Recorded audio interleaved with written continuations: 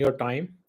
We are joining today again, this time on Real Talks One podcast, to discuss an important epidemic, I would say, that is rising, which has resulted in almost 50% of the marriages getting resulting into a divorce in the US.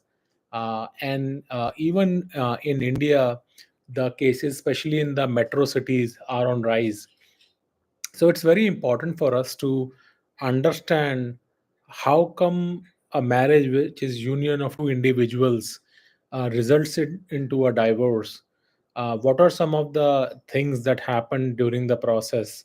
What are some of the things that we can do, and how do we basically have a married life in which we are not only successful but we raise strong and healthy families, raise successful kids.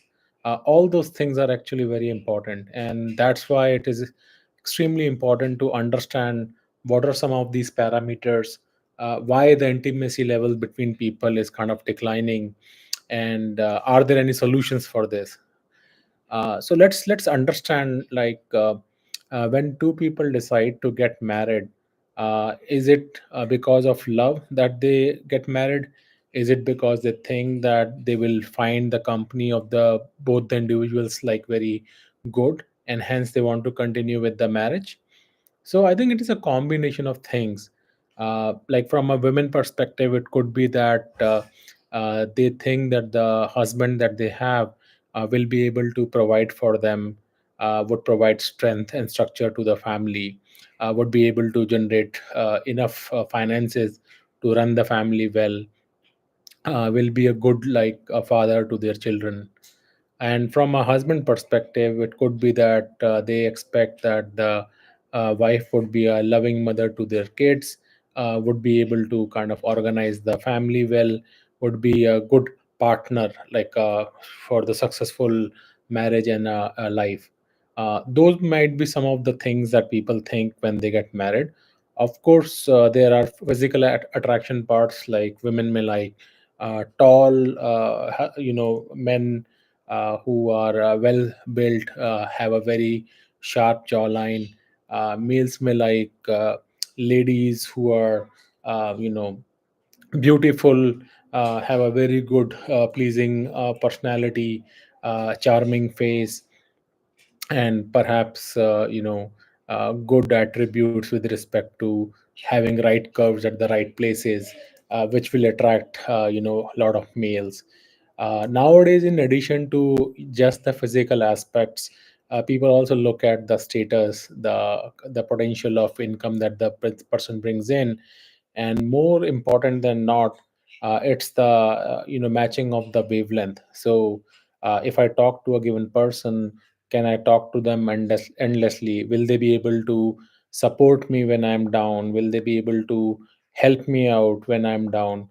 Or do I like to be in their company? Can I think that I can be with this person when I'm going to age? Those are some of the things that people discuss and think through when they get married. Now, initially, especially due to this attraction and newness of being married, a lot of people seem to have very good matrimonial harmony, especially in the early years, where they are attracted to each other. They have a lot more, openness to accept different kind of attributes the person brings in.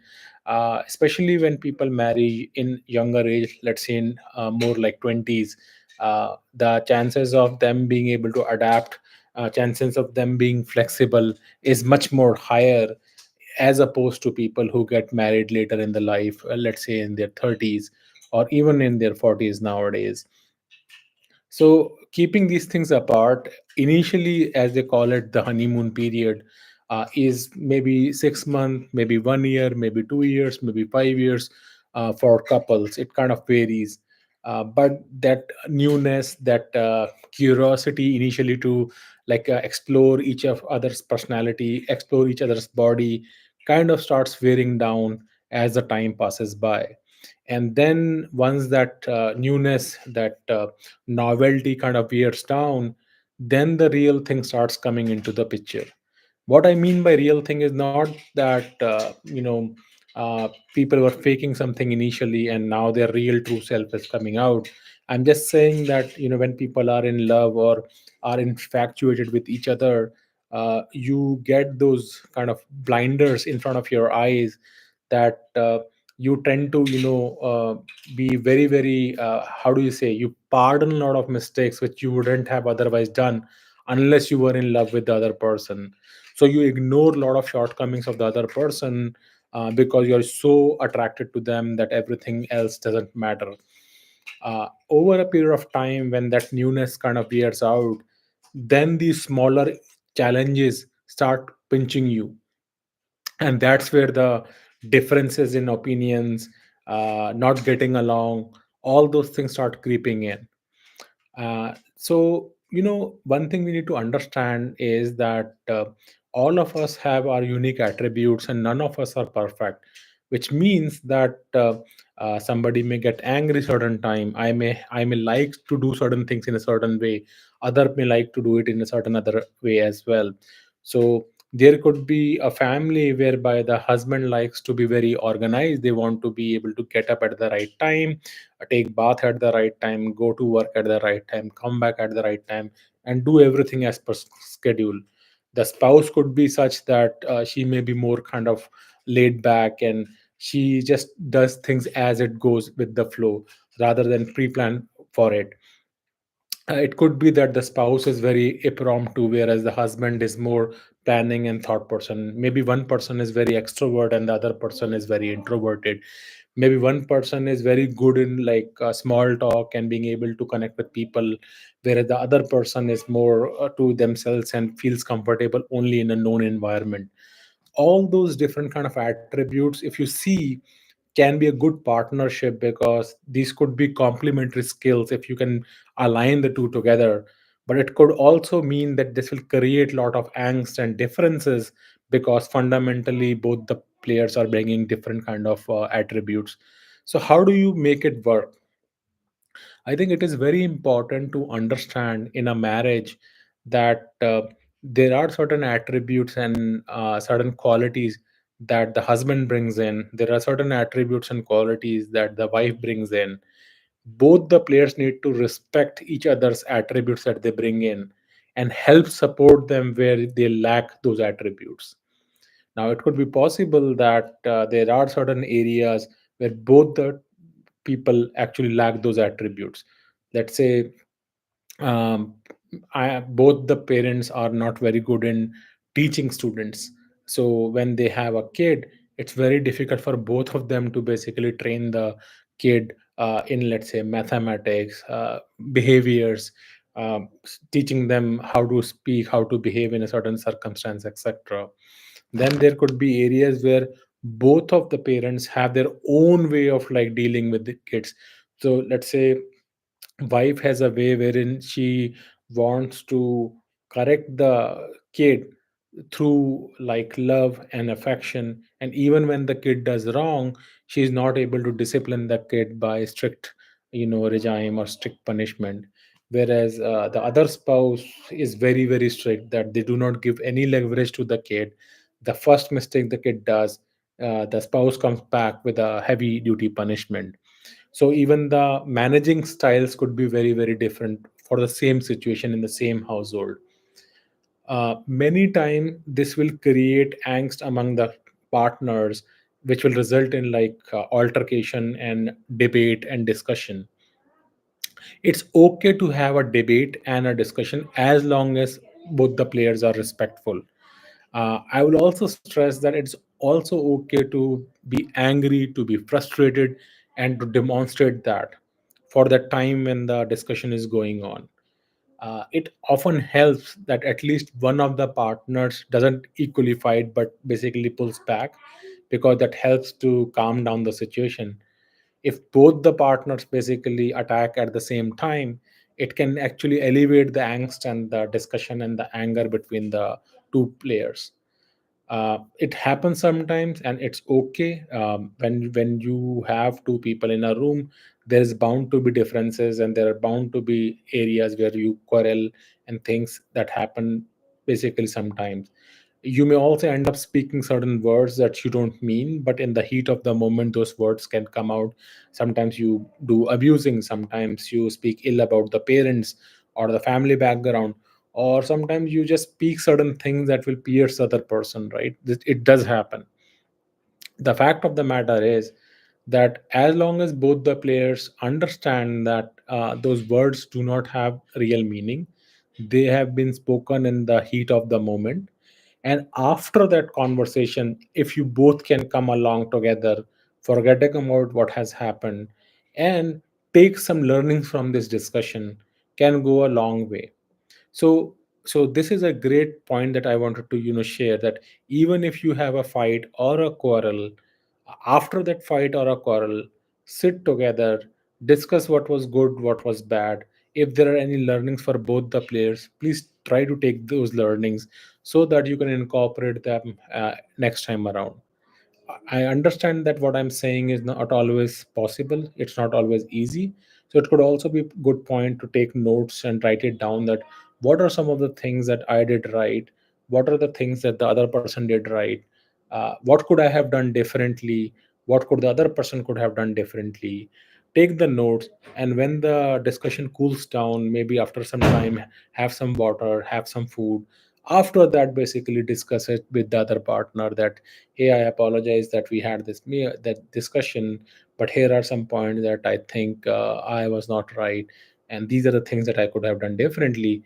By the way, I also think that these are the things that you are not right, and these are the things that you could have done differently. Same way your spouse can do it as well, and this becomes more like a constructive kind of criticism, and this way you can solve it using adult uh, trust, if you have trust between each other, etc. Oftentimes what happens that there is no time wherein you can, because when the heat of the moment is going on, when the debate is happening, sometimes some people will keep that to their heart. So they will retain whatever words were spoken, and even after the debate is over, they'll say, hey, you said that the other day, you said that the other day, etc. And I think this is a very very bad habit, because if you keep remembering what the person said the other day or in the previous conversation and bring it back again next time, it will actually create more problem, because the other person will now get defensive. They will also pick point certain thing and bring it back to you. So it's never a good idea, because understand, like you, the other person also said those words in the heat of the moment. And again, you can only do this thing when you trust the other person, right? So trust is very much important. So I'm assuming when people are married, they at least have basic trust and respect for each other, because if you don't even have trust and respect for each other, then you cannot even solve those quarrels by yourself. Even when the quarrel has been stopped at a later point of time, it will be very difficult for you to solve for it, right? So it's important that you try to regain that trust, try to respect the other person, try to find good things, because everyone has certain areas, qualities that are good, and try to find those things out. Why did you got in love with this person in the first place? What does this person bring to the table? Is it that they're working hard, they're bringing in money? Is it their intellect is so good that their grasping power is very good, or they are able to get some intuition which other people are not, or they have a very healthy lifestyle, or they are very good at talking with others and they are able to build connections with other people? Everyone has certain qualities, right? No matter how much we dislike them, they always have certain things that they bring to the table. So both the players have to see those good aspects that the person brings in, and then see what are the areas where they need improvement. Document them, so that when you have a honest discussion with them at a later point of time, again, do not bring this point during that discussion. Always bring these points when you have moved past that heated discussion phase, have had some sleep or like lunch or food or water, and when both of you are in like a good mood, only then discuss these things, right? It's never a good idea to bring the pen and paper and copyright during that discussion, because it will not lead into a very good outcome. uh, See, again, as I said, trust is very important, and having a sound mental health plays a very vital role. So, you would have seen in my conversations, I always say eat healthy, do exercise, spend time with your friends and family. Do not just get preoccupied in your work. The reason why I say that is that oftentimes people get so disconnected with their families because they get so much involved in their office work, their job, that connection that is there between the families is lost in the process. The fact of the matter is, even though you spend 8 hours every day in your job, majority of your time is with the family. In the 24 hours, 16 hours are still with your family, especially if you are working from home. Pretty much your whole day is with the family. So if you do not pay attention to the family, like when is the birthday, when is my son waking up, taking them out for the park, eating food together, discussing something without your mobile phones or your television, all these things basically matter. So when your kids are younger, and if you spend time with them, especially like during lunch, during dinner, just discussing about life, general things, going out in the parks, discussing in nature, playing games with them, along with them, uh, builds bonds with your family. And when people grow older, when your kids grow older, you grow older, everyone will cherish those moments and learn, remember them. Nobody will care about like what you did in those 8 hours, how many projects were you able to accomplish, etc. uh, Once you are out of the company, everyone just forgets. It just doesn't matter. You have earned your work, maybe you got promotions, whatever, but once you move out, but family is forever, right? From all the way from your childhood, when your kids are young, to all the way they become adults themselves, everyone will remember those aspects of your life, and that is what is going to matter. So it's very important that we maintain the family, the harmony, the the successful, like a person is successful only when their whole family, their health, their mental health, their physical health, their emotional well-being are taken care of. So it's very important that whenever we get stressed at work, we should not take off that angst on your family. Oftentimes, I have seen that people get very stressed at work. They are very upset there. They're unable to do anything in office, but they bring that sad frustration back to their homes and create a scene out there. It is very, very wrong to do that. We should never do that. Second is, they get so involved in the work that they have no time left for the family. That's also a recipe for disaster. Not only this will basically ruin your physical health, because you'll start putting fat, you'll start getting a lot of cholesterol. Stress will also create a lot of lifestyle diseases like heart problems, diabetes, and things along those lines. It will completely ruin your entire body actually. Then because you're so involved in your work, you will miss the like regular exercising times and regular eating times, and you will do a lot of binge eating, like eat a lot of like sweets, eat a lot of fat, crispy chips and things along those lines, and this will further ruin your body. So what would happen is that when your family members see this thing, your kids, they will also adopt the same things.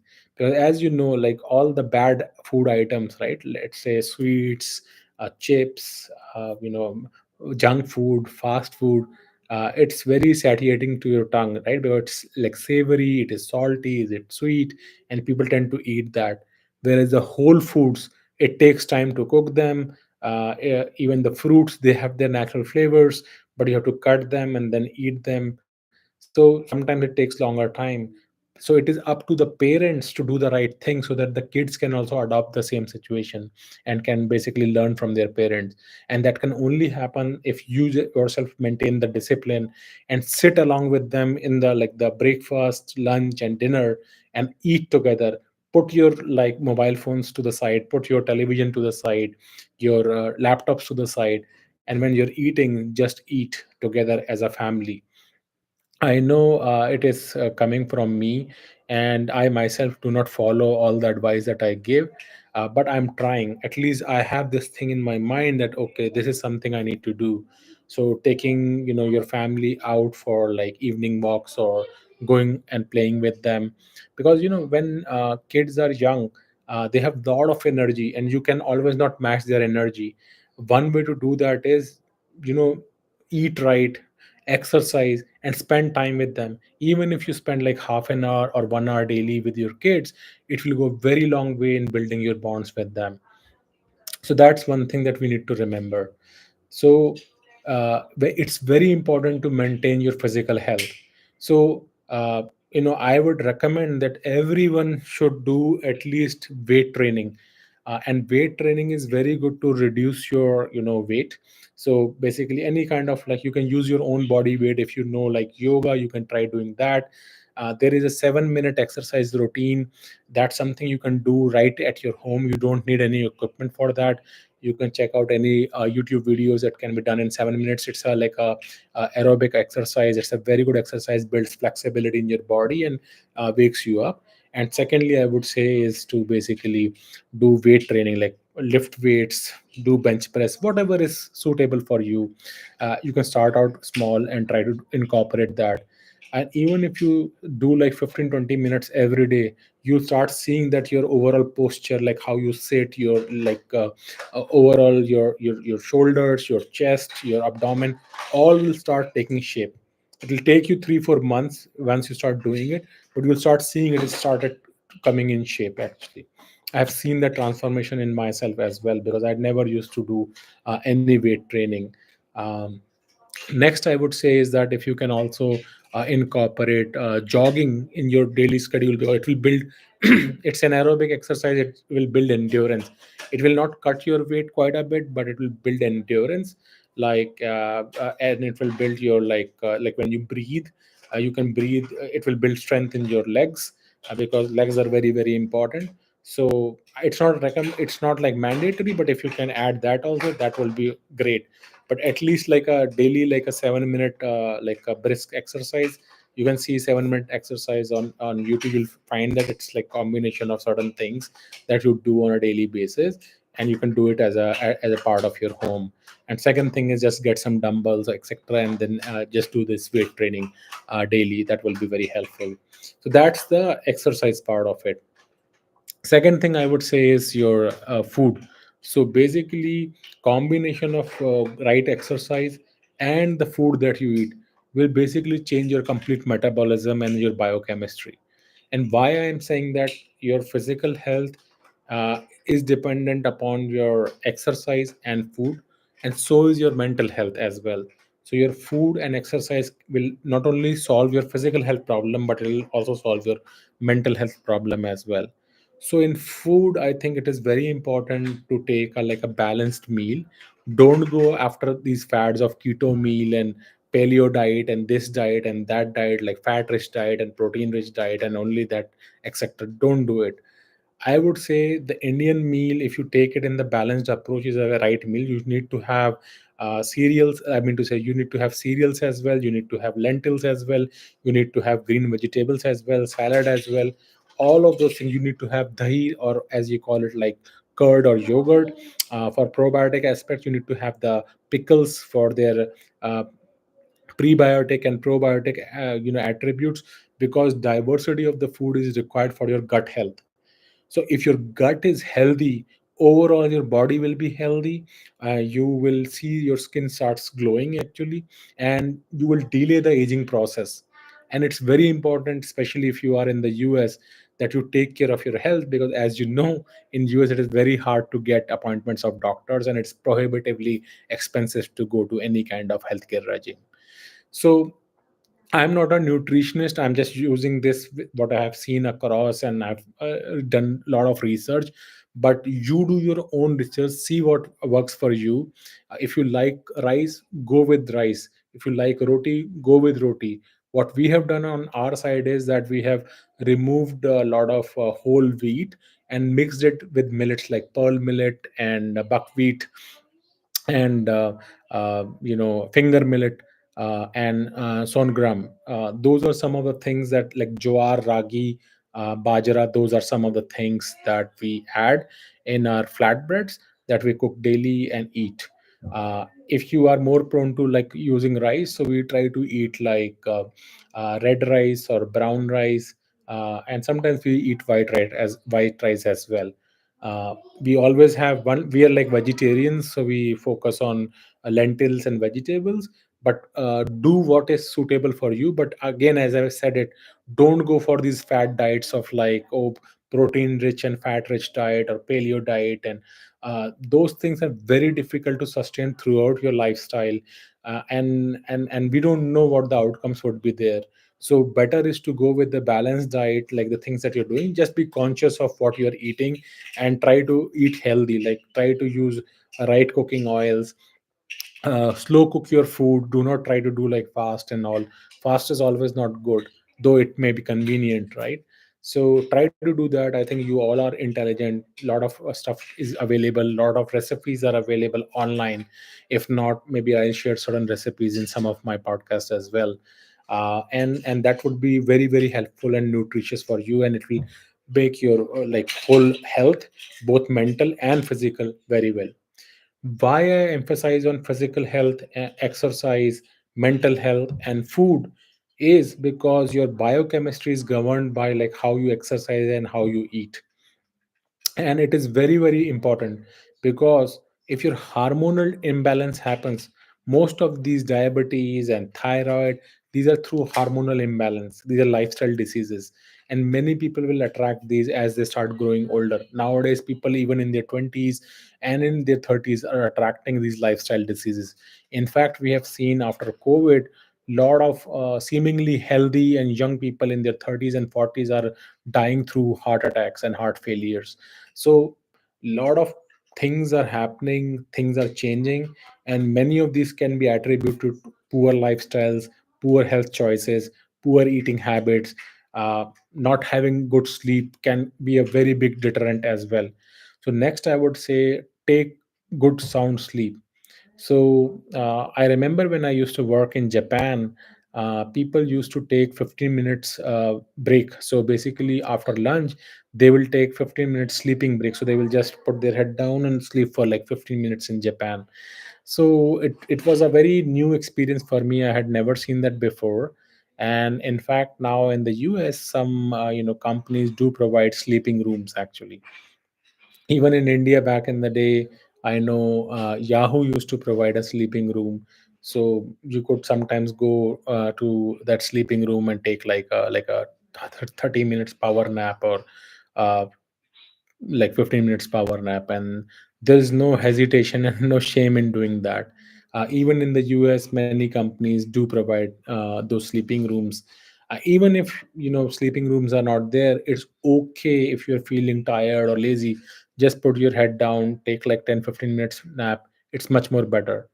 You can also try going for a walk. A lot of people do that, and that's also very helpful. So anyway, we have a lot of sedentary lifestyle in offices, so it's good to stand up, stretch a bit, take a walk, come back, and then start focusing on this. It's also good for concentration actually. Sometimes you will not get a solution for certain problem that you're trying to debug, but the moment you take a sleep or the moment you go for a walk and come back, you will start getting some new perspectives and new ideas. So it can also help you concentrate, it can help you get new ideas, can give you a different perspective to solve certain problems. So please do incorporate that as well. Next, I would say is sound sleep in the night. So when you come back home, try to sleep at the right time, like maybe 9-10 p.m. Try to sleep at that time. At max, like try to like sleep by 10:30 at the most, and try to take at least 8 hours of sleep. Again, as I'm saying, everybody's life cycle, biological cycle is different, but 7 to 9 hours is kind of the range that generally is suitable for all the people. So try to see if you can sleep at like 9, 9:30, 10, at most 10:30, maybe 11, and sleep at least 8 hours, so that you can wake up at like probably like 6, 7, 7:30 at the max. Also ensure that I know like people who are from India, mainly Jan people, they used to have their last meal of the day before sunset. So if you can follow that as a rule, that will be very very helpful for you, because in the night when we sleep, and if we eat our food very late, the digestive system will keep working and we will not get sound sleep. So if say you are going to sleep at like 9 9:30 p.m., try to get at least 2 to 3 hours of difference between the last meal and when you sleep. So ideally you should be done by like at most like 6:37 7:30 if you are sleeping at like 9:30 10 10:30.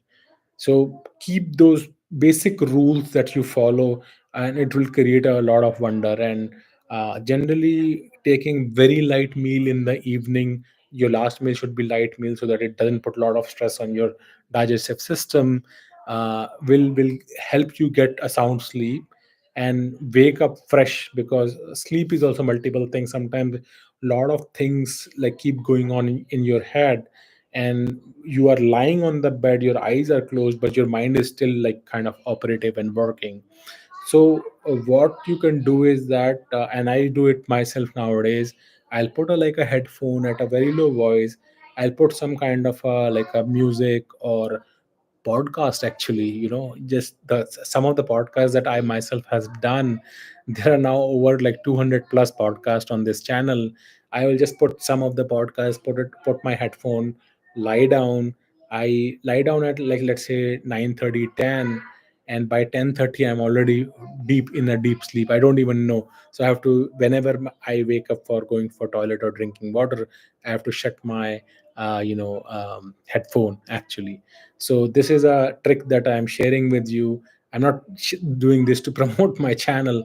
Just you can, whichever podcast you like or music that you like, just put it headphones there, and you'll see you'll get to sleep rather very quickly. And I do that oftentimes. Actually, pretty much nowadays I do it daily actually. um, so those are some of the things that you can do to keep your mind, body, health healthy. All these things will basically support you when you basically are leading your life. Everybody else in your family will also look at you and try to emulate by themselves. But having said that, this was just the good part of it. Sometimes two people are not compatible, like it can happen, and there is no shame in acknowledging that. So you could try to reconcile your differences. Both the parties can come together and document some of them, like what is working, what is not working. See if there are certain changes that each of you can make. And if you find out that those changes are not aligning with your values, or these are not fundamental and core to you, and it's very difficult to align to them, it's okay to separate your ways. So you can do a separation internally by yourself. Like even you can be staying in separate rooms, even living under the same roof. So you can see, like, after like staying separate, are you still happy? Do you not miss the other person? And if you separate for, let's say, like a month, 3 month or 6 months, and you think that you could be independent and it's okay, you do not remember each other, then you can combine again and choose to like basically separate out by living completely separately, and finally basically taking a divorce. So what I'm suggesting here is that there is no shame in even taking a divorce. We should not think it's a bad thing, but we should also think that can we make it work as well. There is no shame in adjusting, because sometimes when you are working in a job, there also you do certain kind of adjustments, right? Just because somebody is paying you money and you're getting your livelihood there, you are able to bend your back. But in your home you take it for granted and you're not able to adjust. That's not a good way of looking at it, because home is also a lot of work, because you are building a family, you are a union of two people. Probably you have your kids who are looking up to you as well for this nurturing and loving household. So it's very important that we try to change ourselves, right? So you start the change from yourself. Don't expect change from the other. See, like, what are some of the things that you can change? So I talked about like documenting things that you're doing right and certain things that you could change. Same with document, the other person should also do the same thing and try to inculcate those behaviors. So like, I talked about exercise, I talked about eating right. Those are some changes that you can start making. It helps both the partners. Spending time with your kids, eating together as a family, cooking good healthy nutritious food, right? Avoiding junk food and fast food, etc. These are certain things that we can all do together as a part of the family. It could be possible that this doesn't align with the values that we have. Maybe some people like to drink alcohol, some people like to smoke, some people like to do drugs. And I'm not going to question that these are wrong things. I mean, we all know these are not good for your health, but so is coffee, so is tea, so it like sweets, so is salty foods, right? But we all have our own likings, and sometimes it is very difficult for us to control those things. So we should give it a try, and if it doesn't happen, that's fine. We should accept it also. Like, we sometimes, there are certain things that we cannot change, and hence it is also possible that when the two people are together, they have some irreversible differences that cannot be aligned. And even after separating, if you think that we are not getting together and there are certain things that we cannot change, it's okay to separate and basically part off. However, even after parting off, I would suggest you can still be good friends, even if you do not have kids. um, Many times what happens is that after divorce, people don't look eye to eye. They think they are the worst enemies, and they are very bitter about that. As adults, I think this is not something we should be doing. We should accept that we all are different. When we are married to each other, we bring in different attributes together. And over a period of time, because as I said, due to stress, due to not doing the right things, and it could be from both the partners, right? It could be you have just too much of stress, you have hormonal imbalance, because these things will also basically create tensions in your mind and create an unhealthy environment. That is why I stress too much on like keeping yourself healthy, keeping your mental health in check, exercising, eating right. Because if you don't do these things, this will create a lot of toxins in your body, it will create hormonal imbalance, it will create a lot of mood swings, it will create that you will start disliking a lot of things, you will become very impulsive. But these are bodily changes that will happen, which will impact your intimacy and your liking for each other. It also happens sometimes, people have different choices. So some people are seekers. Seeker means they always look for something new, and hence they don't appreciate just being with one partner. They always want some excitement and something new. It could be with the women, it could be with the men, both sides of the things, right?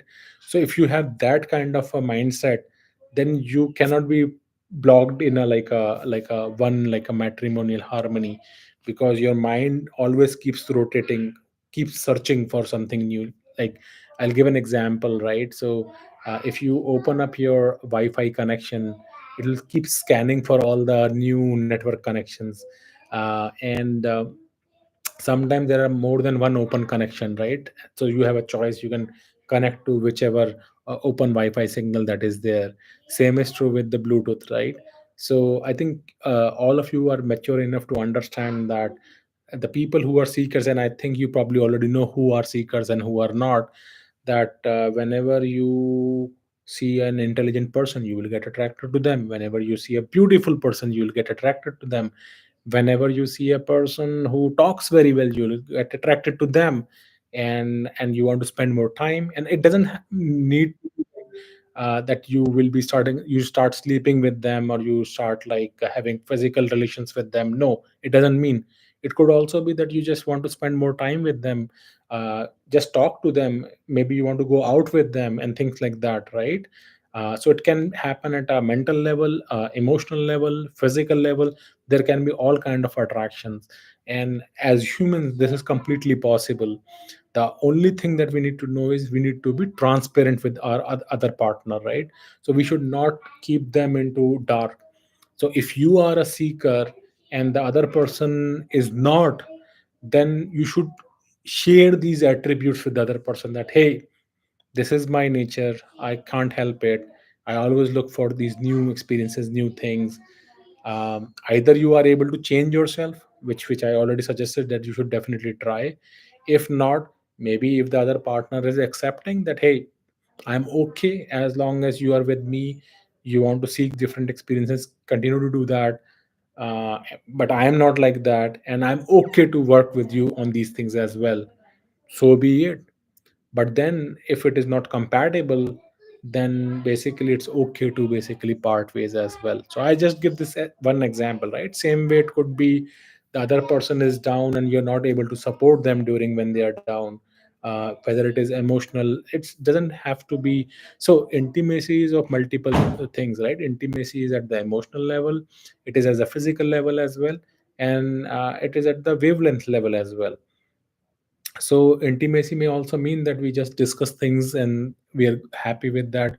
Intimacy also means that we go for a walk together, it's also intimacy. Intimacy also means that we sleep together, and through physical touch and contact, embracing each other, we feel intimacy. So different people feel it in a different way, and it's okay, there is no one way which is right or wrong. All I'm trying to say is that when two parties are together, both of them need to work to make it happen.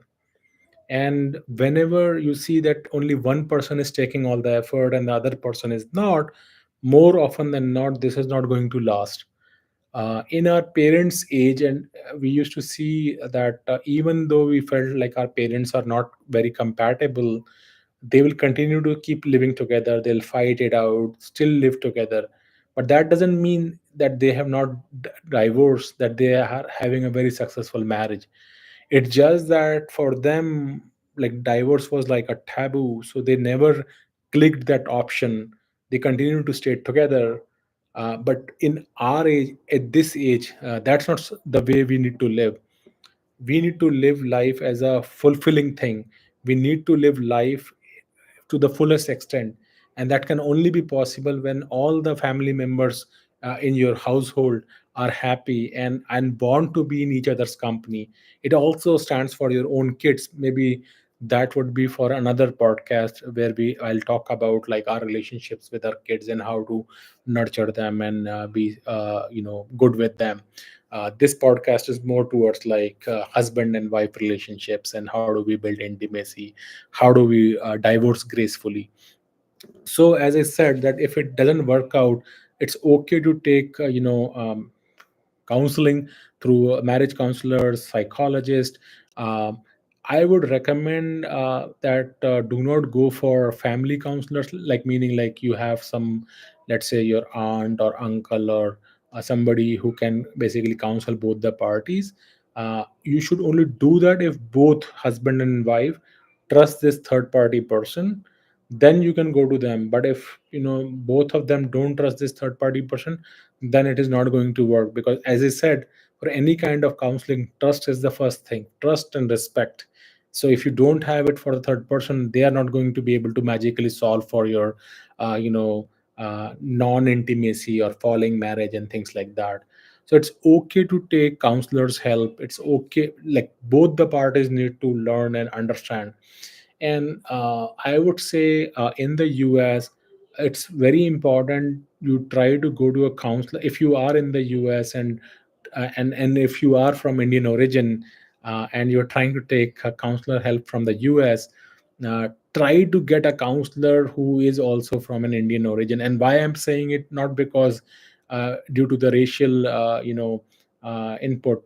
I'm saying it because there are a lot of cultural context that the counselor would not know. Like let's say I come from Delhi, and let's say my wife comes from, I don't know, like Texas. Okay, I'm just using this as an example.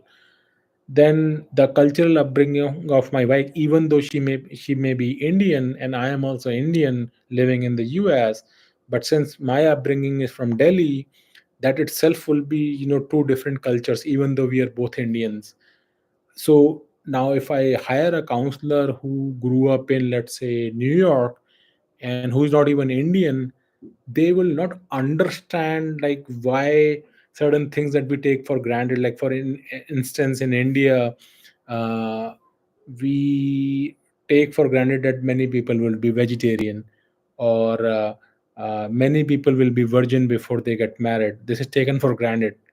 Of course, we can debate. A lot of people will say, "Oh no, nowadays everybody is very promiscuous," and that's not true. But fact of the matter is, I know like a lot of people who are all virgins before they get married. Even now, even today, even in the U.S. Okay, and of course, I know them in India too. But what I'm just trying to say is that so in the U.S. Um, Generally in the American community, uh, people become very promiscuous in teenage itself, and hence you would see you will get HPV vaccine here in the US. As soon as people start hitting puberty, they start giving them HPV vaccine, because they can conduct unprotected sexual activities here in the US in the schools itself. I hope they start giving that in India too, but I think in the US it is like a lot more common as opposed to India. So a person who is grown up here in the US and they don't even belong to Indian culture will not get some quirks of the Indian culture, like what is expected. So in Indian culture, generally women are expected to be knowing cooking, to raise the family. Men are expected to be doing, bringing in money, taking care of the whole family with respect to financial stability. And generally, men are elder to women when they marry. Again, I'm saying common knowledge, not like exceptions, right? Like you will always find exceptions, but I'm just giving a basic understanding that the men would be like 2 to 3 years elder to the wife. It can be also like 5 years elder to them. Men will be taller than the wife, and hopefully more stronger than the wife. Um, and men would be technically earning also more than the wife. Like that's what generally happens, and this is what you are going to see, right? So whereas in the US it could be completely opposite. Like women could be earning more than men. Men could be from like trades such as like a carpenter and plumber, etc. Wife could have like an office job. She could be a marketing manager or a product manager, etc. In India you will never see, because of the disparity of education as well as disparity of income levels as well. May not be true in the US though, right? So hence it is very important you try to bring in a counselor who at least understands your cultural context, right, as much as possible. So again, if you are from, let's say, UP and Punjab, and you don't want to bring a counselor who is from, let's say, Tamil Nadu, right? Again, cultural difference would be there, even though all of them are Indians, but they may not be able to understand the basic quirks that happen. So, better to get them from your community or your culture, so as to not try to explain them what are the cultural differences and where you're coming from, right? It's very important. One thing that is good for me could be bad for others, and vice versa, right? So there are various things that we need to take care of when we are dealing with those things. So I want to wrap up this discussion today and hope you enjoyed this discussion. I know I'm no psychologist, but I just talk with the heart. I've dealt through multiple things myself. I've seen a lot of people. I've read through. I've lived in multiple countries myself and seen people go through different things. And I myself am married. I do have a family. I have a I have kids as well. So I'm using some of my learnings and of living abroad in multiple countries as well as in India, also talking to different friends who are, some of them are elder to me, some of them are younger than me. I meet a lot of people through my work, through my family sitting, etc. And I have tried to combine those discussions that we have had and share these perspectives with the rest of the folks here on this podcast, so that we can nurture a healthy family that involves eating right, exercising right, sleeping right, taking breaks when we are throughout our day, and trying to make it work. Like marriage is a work for, and it can be very very a pleasurable experience for all the parties involved, provided each of us don't expect change in the others, but start changing yourself, find out some of the things that we need to change, and then we can start expecting change from others, right? And it's okay that both the parties over a period of time change, our expectations change, our lifestyle changes. As I said, many of those changes are also because you're aging, or you have hormonal imbalance. You're physically, you're not right, mentally you are not right, emotionally you are not right, and hence it is very important to take care of your health, physical, mental, emotional health. These are also going to be very helpful for you to have a very successful married life and a very good family. So my request to all my viewers here and my family here is that please focus on your family. Work is good, but prioritize your own personal health, mental health, physical health. Eat right, exercise right, sleep right, your family and your friends over your work, your title, and money. Those are the things that I would leave you all with today. And I hope you have a very pleasurable life, very successful marriage, and a very healthy family going forward. Even if it doesn't work out, please separate in a mutually agreeable way. You can still be friends and still part ways, and it's okay, right? You don't have to live in an unsuccessful marriage and you resent each other in the same room or in the same home. Doesn't have to be that way. We are not our parents, we are today's generation, and we need to live by today's rules. So as long as we could be adults, we could be courteous, trust each other and respectful to each other, we could be successful living together, we could be successful living apart. All things are possible and everything is acceptable. So I hope you enjoyed this discussion. If you did, please do subscribe, like, and share it. Do write to us, let us know what are the other topics that you want to discuss. We'll shortly meet in another discussion. Till that time, take care and have a nice day.